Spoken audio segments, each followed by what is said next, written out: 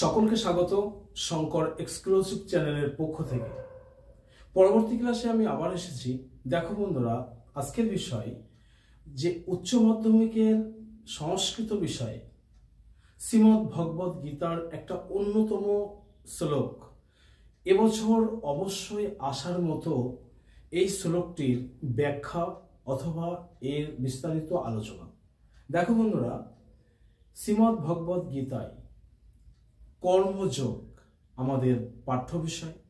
কর্মযোগের যে শ্লোকটি এখানে উপস্থাপনা আমি করছি, এই কর্মযোগের শ্লোকটি তোমরা অবশ্যই মনোযোগ দিয়ে শোনো এবং কিভাবে উচ্চারণ করতে হবে, এই বিষয়টা কিভাবে পড়তে হবে আগে দেখে নাও। তো আমার ভিডিওটি শুরু করার আগে তোমাদেরকে অবশ্যই আরেকবার বলবো যে যদি আমার ভিডিওটি ভালো লাগে অবশ্যই লাইক, কমেন্ট, শেয়ার এবং আপডেট ভিডিও পেতে সাবস্ক্রাইব করো, পাশের বেল আইকনটি প্রেস করতে ভুলো না। দেখো বন্ধুরা, শ্রীমদ্ ভগবদ গীতা আমরা জানি শ্রীকৃষ্ণের মুখ নিঃসৃত বাণী, অর্থাৎ ভগবান শ্রীকৃষ্ণের মুখ নিঃসৃত বাণী। এখানে কুরুক্ষেত্রের যুদ্ধে, কর্মযোগে কুরুক্ষেত্রের যুদ্ধে অর্জুন অপারক, অর্জুন এত পরিমাণে খুন করছে, অর্থাৎ এখানে খুন মানে কি, তার বাণ দ্বারা অপর পক্ষে অর্থাৎ কৌরব পক্ষেদেরকে এত পরিমাণে হত্যা করছে, সেই হত্যাটা নিজে যেন খুনের সামিল মতো দেখছে। এইরকম একটা পরিস্থিতিতে অর্জুন বিমূঢ় হয়ে পড়েছে। অর্জুন যুদ্ধ করতে অপারক, অর্জুন যুদ্ধ করতে চাচ্ছে না। তখন আমরা জানি অর্জুনের সারথি ছিলেন স্বয়ং ভগবান শ্রীকৃষ্ণ। শ্রীকৃষ্ণ তখন অর্জুনকে বলছেন, দেখো তুমি তোমার কর্ম নিয়ে জন্মগ্রহণ করেছো, অর্থাৎ এই কর্ম তোমাকে করতে হবে। তুমি যদি এই কর্ম না করো তাহলে তোমার প্রতিপক্ষ যারা আছে তারা উদ্ধার হতে পারবে না, অর্থাৎ তারা যদি তোমার হাতে তাদের মৃত্যু হয় সেটাও অন্তত ভালো তাদের ক্ষেত্রে, কারণ তুমি এসেছো এই জগতে যে তাদেরকে উদ্ধার করার জন্য। শ্রীকৃষ্ণ তখন বলছে যে তুমি কেন করবে না, তোমাকে করতে হবে। অর্জুন যখন বিমূঢ়, অর্জুন যখন অপারক, ধনুর্বাণ ফেলে দিচ্ছে, রেখে দিচ্ছে, তখন শ্রীকৃষ্ণ অর্জুনকে একটা শ্লোক শোনাচ্ছে। কর্মযোগের একটা অন্যতম, আমাদের প্রত্যেকের লাগবে এই শ্লোকটি। দেখো শ্লোকটি আমি স্ক্রিনে কিভাবে, দেখো বোর্ডে আমি দেখাচ্ছি কিভাবে শ্লোকটি উচ্চারণ করতে হবে এবং কিভাবে শ্লোকটি পড়তে হবে আর তার মানেটা কিভাবে করতে হবে। আগে দেখো শ্রীকৃষ্ণ বলছেন, কি বলছেন দেখো, ন মে পার্থাস্তি। দেখো ন একটা শব্দ আছে, মে পার্থাস্তি, পার্থযোগস্তি, কর্তব্যং কর্তব্যং ত্রিষু লোকেষু কিঞ্চন। ন, দেখো এখানে যে শব্দটা আছে সেটা আমি তোমাদেরকে সুন্দর করে সন্ধি বিচ্ছেদগত দিক থেকে আমি আগে বলে নিই। দেখো এই ন, এখানে আ আছে, আটা দেখো অ যোগ অ, দুটো শব্দ অর্থাৎ স্বরবর্ণ দুটো শব্দ মিলিত রূপ হচ্ছে আকার।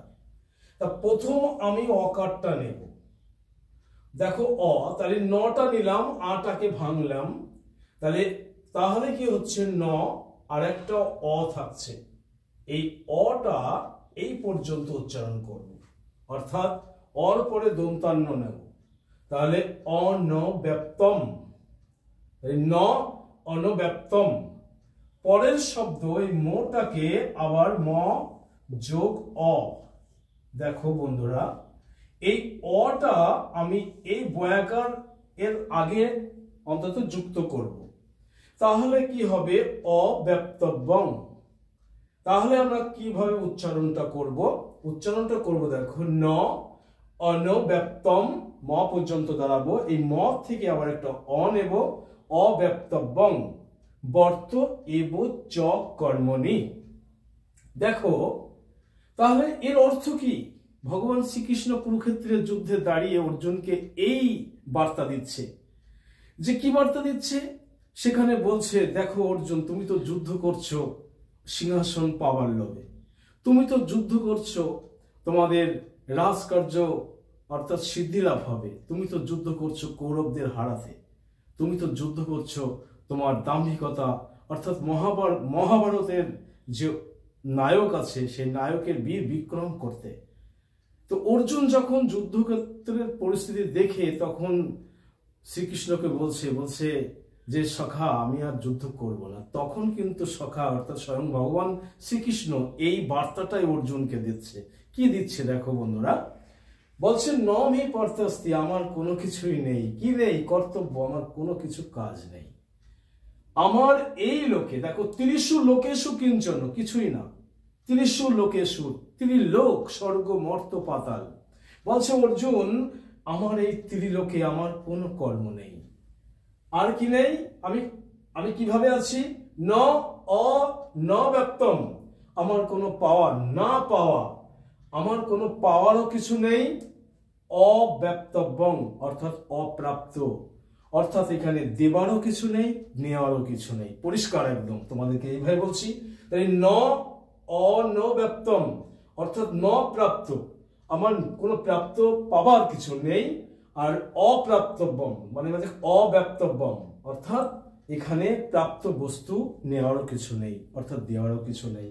বর্ত, এই বর্ত শব্দের অর্থ হচ্ছে আমি নিজেকে নিয়োগ করে আছি। এবচ কর্মণি, আমি কিন্তু আমার কর্ম থেকে নড়িনি, আমি কিন্তু আমার কর্ম করে চলেছি। কেমন হলো কথাটা দেখো। তাই শ্রীকৃষ্ণ বলছে যে ন মে পার্থস্তি কর্তব্য ত্রিশু লোকেষু কিঞ্চন।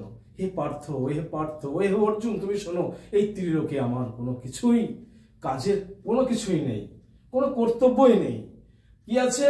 ন অনব্যক্তম অব্যক্তব্যং, আমার কিছু প্রাপ্ত অর্থাৎ পাওয়ারও কিছু নেই, কোনো প্রাপ্তির যোগ দেওয়ারও কিছু নেই।